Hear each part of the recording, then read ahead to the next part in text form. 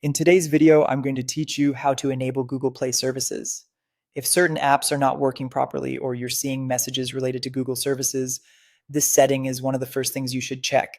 Google Play services runs in the background on Android devices and helps many apps function correctly, so making sure it's enabled can solve a lot of common issues. To begin, open the Settings app on your smartphone.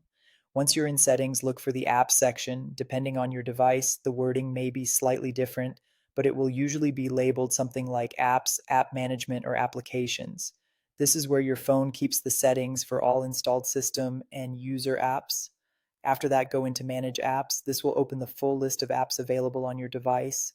On some phones, system apps are mixed into the main list, while on others they may be slightly harder to find, so don't worry if it takes a moment. Next, use the search bar at the top and type in Google Play Services. Searching is the quickest way to find it, especially since this is a background service and may not always be obvious when scrolling manually through the app list. Once it appears, tap on Google Play Services to open its app info page. Here, look for the Enable button and tap it if it's available. If Google Play Services has been disabled, pressing Enable will turn it back on, so your apps can begin using it again. This is usually all you need to do. If the Enable button is grayed out, unavailable, or if you're still running into errors, the issue may be related to cached data or an outdated version of Google Play Services. In that case, you may need to clear the app's cache or update it before it starts working normally again.